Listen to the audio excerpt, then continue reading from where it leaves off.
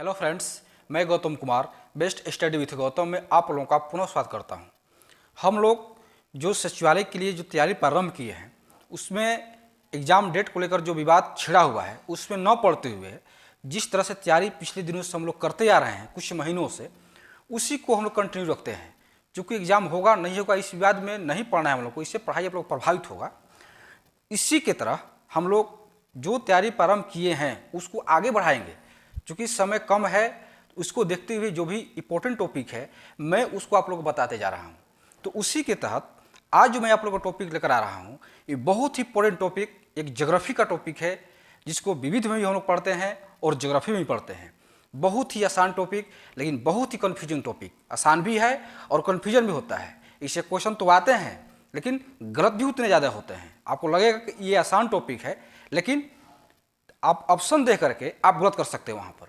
इसलिए इसको मैं बहुत ही क्लियरफाइड ढंग से, बहुत ही स्पष्ट से इसको अलग अलग रूपों में बांट कर मैं आप लोगों को पढ़ाने का, बताने का प्रयास करूँगा। और हमको उम्मीद है कि आपको ये समझ में जरूर आएगा। और इसका PDF मैं टेलीग्राम चैनल पर डाल दूँगा, वहाँ पर जाकर देखिएगा। आप डिस्क्रिप्शन बॉक्स में वहाँ पर टेलीग्राम चैनल का लिंक दिया होगा, वहाँ से आप लोग उसमें जा के देख सकते हैं। तो आइए हम लोग चलते हैं ज्योग्राफी का एक सबसे महत्वपूर्ण टॉपिक जो पवन होती है, हवाएं होती है, उसको आज हम लोग देखेंगे। क्योंकि हवाओं को कई वर्गों में बांटा गया है, हम लोग उसी वर्ग को बांट करके बहुत ही शानदार तरीके से, बहुत ही इसको टेक्निक तरीके से हम लोग पढ़ने का प्रयास करेंगे, तभी जल्दी आप लोग को याद होगा।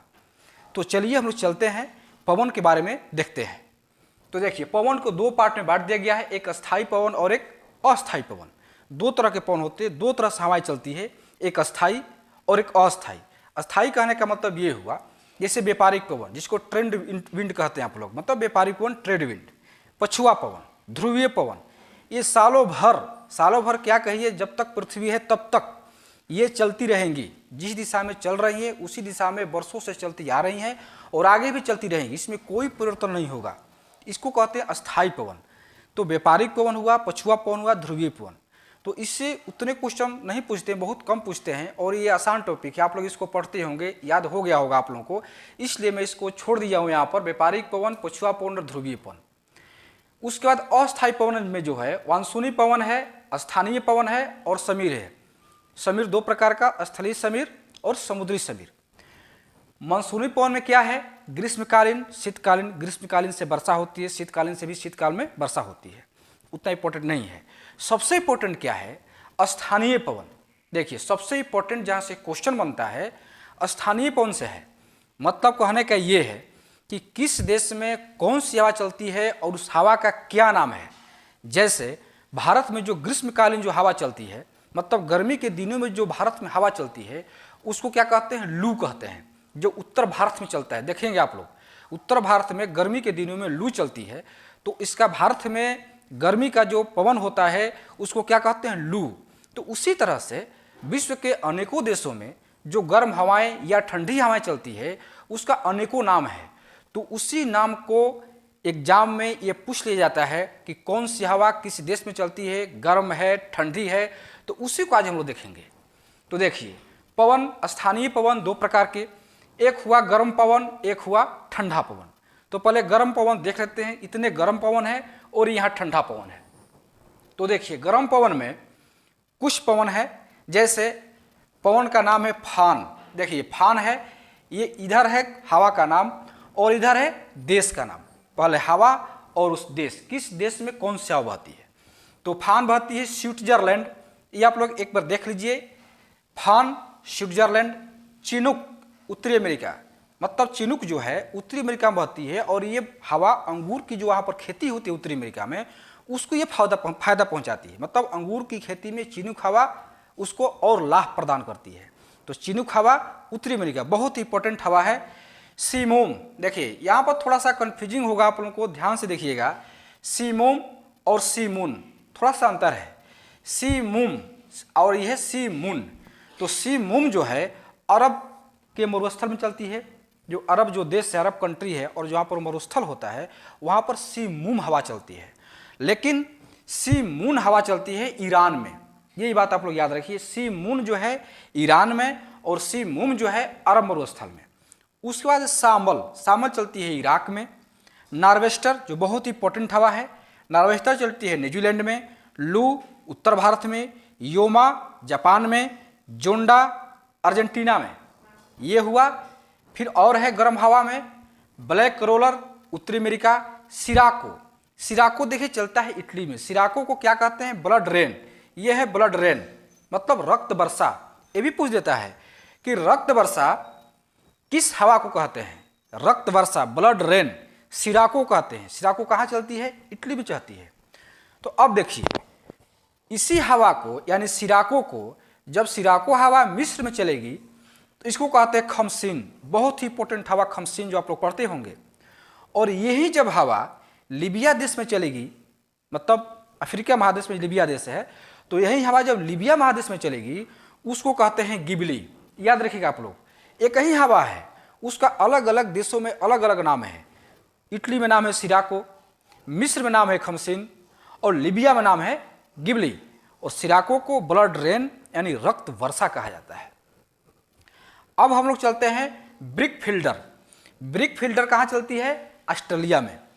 तो देखिए ऑस्ट्रेलिया में दो हवा है, एक है यहाँ पर बिली बिली जो ठंडी हवा है। ध्यान से देखिएगा आप लोग, यहाँ भी ऑस्ट्रेलिया है और यहाँ भी ऑस्ट्रेलिया है, हवाओं का अंतर है। ऑस्ट्रेलिया में दो प्रकार की हवा, एक बिली बिली और एक ब्रिक फिल्डर। बिली बिली जो है ठंडी हवा है, बिली बिली ठंडी हवा, लेकिन ब्रिक फिल्डर गर्म हवा। देखिए यहाँ पर ब्रिक फिल्डर ऑस्ट्रेलिया में गर्म हवा है। उसके बाद चलते हैं सांता आना।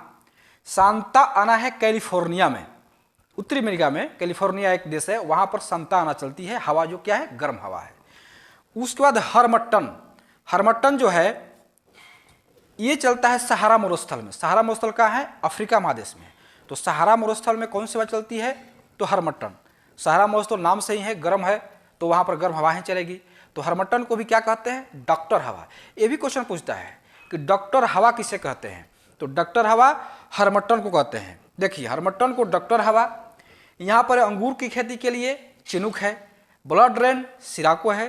तो कुछ कुछ हवा का उपनाम है, तो यही उपनाम है, ब्लड रेन यानी रक्त वर्षा सिराको, अंगूर खेती चिनुक और डॉक्टर हवा हरमट्टन जो सहारा मरुस्थल में चलती है। ये था आपका गर्म हवा। गर्म हवा से इतने ही क्वेश्चन पूछेंगे, इतना ही आप लोग याद कर लीजिए, इसी से क्वेश्चन आएंगे। हवाएं तो बहुत सारी चलती है, देखिएगा जितने विश्व के देशों हैं सारे देशों में कुछ न कुछ हवाओं का नाम है। तो कितने हम लोग हवाओं का नाम याद करें? बहुत सारे हवाएं हैं, तो उतने हवाओं का नाम न याद करके कुछ इंपॉर्टेंट हवाएं जो मैं यहाँ पर लिख दिया हूँ आप लोग को, इससे बाहर क्वेश्चन हवाओं से संबंधित आ ही नहीं सकता है। अगर आएगा भी तो ऑप्शन से छांट करके आप लोग उसको सही कर सकते हैं। इसलिए पहले जितने हवाएं लिखा हूँ मैं इसको आप लोग याद कर लीजिए, यही से क्वेश्चन बनेंगे। ये था गर्म हवा। उसका चलते हैं ठंडी हवा। ठंडी हवा कहाँ कहाँ चलती है? देखिए पहला है बिली बिली, ये चलती है ऑस्ट्रेलिया में। ब्रिक फिल्डर चलती है भी ऑस्ट्रेलिया में, लेकिन गर्म हवा है। बिली बिली है ऑस्ट्रेलिया में चलती है, ये ठंडी हवा है। उसके बाद है सिस्टान। देखिए सिस्टान कहाँ चलती है? ईरान में, लेकिन ईरान में भी एक गर्म हवा है, जो भी आप लोग यहाँ देखे होंगे। ईरान, देखिए ईरान में क्या है? सीमून। यहाँ भी ईरान है और यहाँ भी ईरान है। देखिए तो ईरान में सिस्टान चलती है ठंडी हवा और ईरान में सीमून चलती है गर्म हवा। मतलब ईरान में भी दो हवा, जैसे ऑस्ट्रेलिया में दो हवा, उसी तरह से ईरान में भी दो हवा, एक सिस्टान और एक सीमून।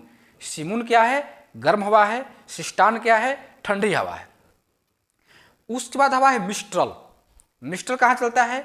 यूरोपीय महादेश में, फ्रांस और स्पेन में, दोनों देशों में चलती है। फ्रांस में भी और स्पेन में भी मिस्ट्रल हवा चलती है। बहुत इंपॉर्टेंट ये हवाएं हैं, इससे क्वेश्चन पूछता है। मिस्ट्रल जो हवा है बहुत इंपॉर्टेंट है, यहाँ से क्वेश्चन पूछे जाते हैं। अगला है पैम्पीरो। पैम्पीरो कहा जाता है दक्षिणी अमेरिकी महादेश में, अर्जेंटीना और उरुग्वे दो देश हैं, दोनों देशों में पैम्पीरो हवाएं चलती है। तो ये होगा आपका। उसके बाद ब्लिजार्ड।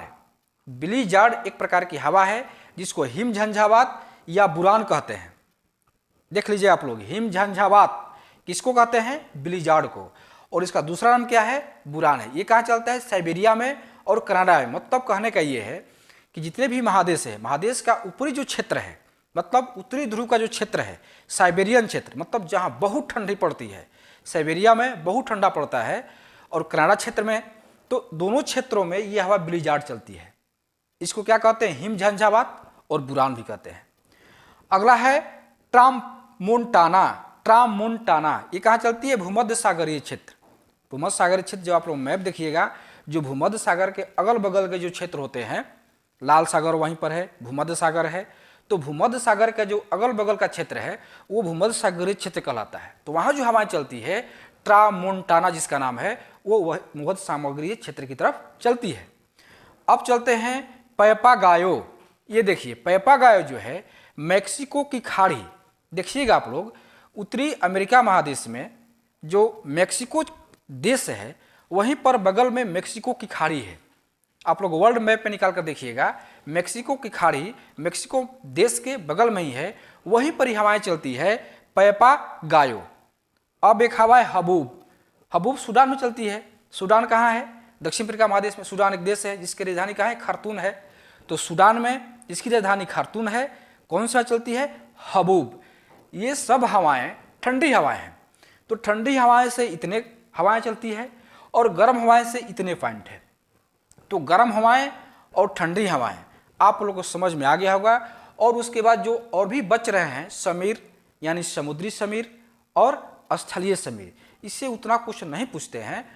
मानसूनी पवन, ग्रीष्मकालीन, शीतकालीन, व्यापारिक पवन, पछुआ पवन, ध्रुवीय पवन, ये भी व्यापारिक पवन कुछ इंपॉर्टेंट है जो आप लोग देखते होंगे। चिकता 60, चिकता 50, चिकता 40, ये सब जो हवाएं हैं बहुत छोटे छोटे टॉपिक है। तो आप लोग बहुत आसान टॉपिक है, इसको आप लोग याद कर रहे होंगे, ये आप लोगों को समझ में आ गया होगा। चूँकि मैं ये इसलिए बताया हूँ चूँकि कोई भी बुक में, चाहे महेश पड़वाल का हो या दुष्यंत का हो, क्राउन का हो, जो भी बुक में आप लोग पढ़ते होंगे हवाएं, तो उसमें थोड़ा सा कन्फ्यूज करके दिया हुआ है। उसमें याद करने में आप लोगों को थोड़ी सी कठिनाई होती होगी, आप लोगों को छांटने में दिक्कत होगी, कौन सी गर्म है, कौन सी ठंडी है, कौन सी हवाएं किस देश में बहती है, उसका वर्गीकरण कैसे करते हैं।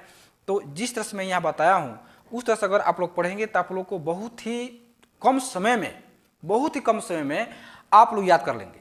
अगर एक बार देख लीजिए आप लोग वीडियो, एक बार मेरे वीडियो को एक बार ही देख लीजिएगा पवन से संबंधित जो भी मैं आप लोग को आज बताया हूँ, तो आप लोग को हमेशा के लिए याद हो जाएगा, नोट करने की जरूरत नहीं है।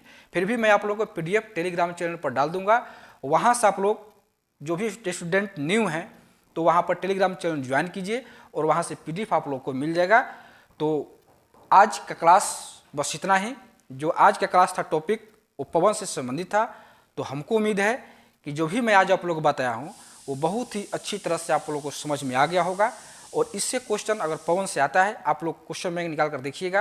अगर लुसेंट का ऑब्जेक्टिव है तो वहाँ से निकाल कर देखिए कि पवन से कौन कौन से क्वेश्चन आ रहे हैं, या और भी एग्जाम में जो क्वेश्चन पूछे हैं पवन से उसको देखिए कि कितने क्वेश्चन आप लोग हल कर पा रहे हैं। या मोबाइल में जो आप लोग खोलते होंगे वहाँ से पवन टॉपिक डालिए और देखिए कि पवन से कौन से क्वेश्चन पूछ रहे हैं, वहाँ से देखिए। तो हमको लगता है कि सारे क्वेश्चन आप लोगों को बन जाएंगे। बहुत ही कम ऐसे क्वेश्चन होंगे आप लोगों को नहीं बन, लेकिन लगभग सारे क्वेश्चन बन जाएंगे। तो एग्जाम में इससे अगर क्वेश्चन आएंगे तो आप लोग आसानी से हल कर पाएंगे। तो आज का क्लास बस इतना ही। कल हम लोग फिर एक नए टॉपिक के साथ जो भी इंपॉर्टेंट होगा, मैं प्रयास करता हूं कि जो भी इंपॉर्टेंट टॉपिक है, जो क्वेश्चन जिससे क्वेश्चन आने की प्रबल संभावना रहती है, हमको ये लगता है कि इससे क्वेश्चन हो सकता है कि आ सके, उसको मैं यहाँ पर बताने का प्रयास करता हूँ। और आप लोग भी ये जरूर बताएं, कमेंट बॉक्स में जरूर कमेंट करें कि कौन सा टॉपिक आप लोग को चाहिए, किस टॉपिक में आप लोग थोड़ा सा वीक हैं, मैं थोड़ा सा हेल्प कर सकता हूं, तो उस टॉपिक को मैं बताने का प्रयास करूंगा। तो आज का क्लास बस इतना ही। कल फिर हम लोग मिलते हैं।